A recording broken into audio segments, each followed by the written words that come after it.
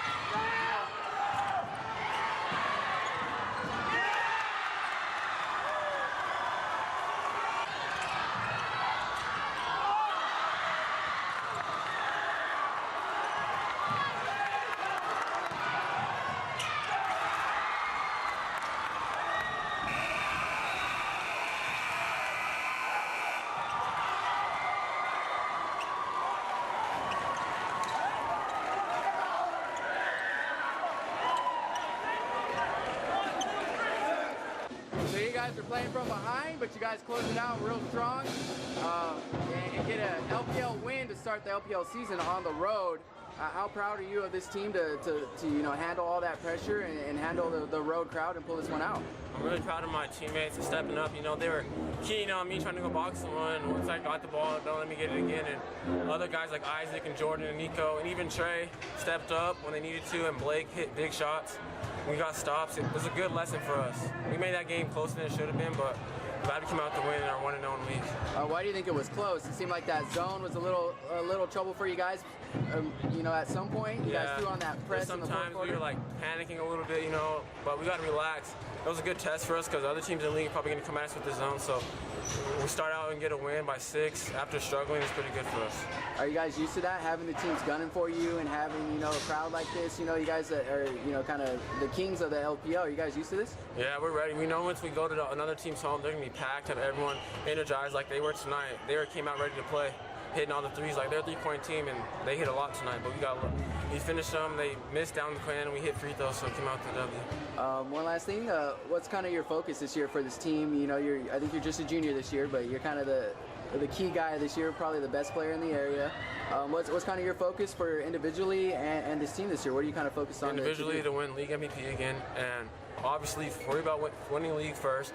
But I think once we gel, we can actually make a run for the CIF championship in Division III. Also, one more thing, but any recruiting news? I know you're kind of on the radar a little bit. You thinking about that at all during the season? Not really. Any contact? Well, like, there's like Boise State and Utah State, those two schools, but mainly focus on getting these wins. And hopefully colleges see that, and then after the season, hopefully they contact me, or even during. But we're focused on getting this team W's. So both teams were really impressive in that game. I thought it was a really well-played game. Santa Maria's junior point guard, Blake Truitt, had 22 points. Elvis Garcia was great hitting some threes. He ended up with 20 points.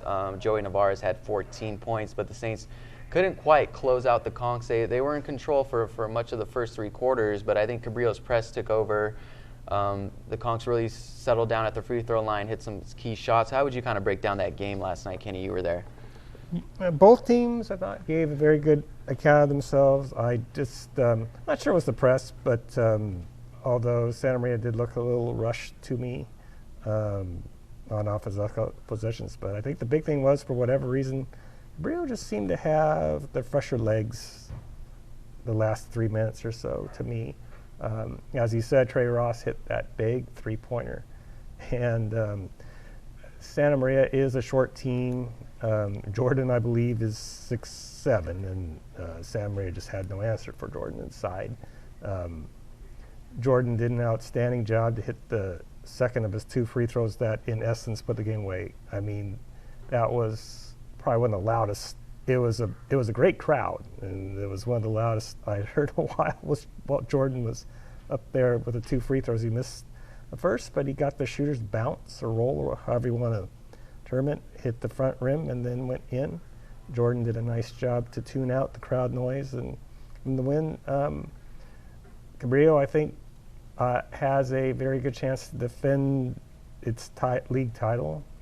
Granted, I haven't really seen the other teams in the league other than these two, but I think Cabrillo has a very good chance to defend its title, and I think Santa Maria has a very good chance to make the playoffs. They depend an awful lot on three-point shooting, but they usually make a lot of those threes that they shoot. They hit 15 last night. Cabrillo's attack did give Santa Maria's defense problems. Santa Maria might need to shore up a few things defensively, although they did force some turnovers. But I think Santa Maria does have a very good chance of making the playoffs. Yeah, I think definitely Santa Maria has a chance of making the playoffs. And the way they played Tuesday night, it looks like they would have a chance, maybe be the second best team in that league, depending on, some of those other teams. But to give Cabrillo that big of a challenge Tuesday night was very impressive. And I love the way Santa Maria played. Blake Truitt had a great football season, and he's already out there at the basketball season making plays all over the place. He was great on defense. He was pretty much the only Santa Maria player that could attack the rim, with some consistency and add some points. They were mainly relying on Elvis Garcia or Joey Navarez to knock down some deep shots. Chewy Williams had some nice shots. They made some nice plays all over the court, but it seems like they definitely rely on that three-point shot, so maybe they got to, find ways to mix up that offense. But Blake Truitt was great. And I really love what Dave Yamati has done over there with Santa Maria. That it's an exciting brand of basketball. The student body loves to watch them play and throw up shots. So it's a very exciting brand of basketball. And I wouldn't be surprised if they finish second in the LPL. Maybe they can keep this going, build off of this. I'm sure some of the northern teams, Morro Bay, Templeton, might be somewhat of a challenge. Maybe Lompoc will get it together. Napomo looked okay.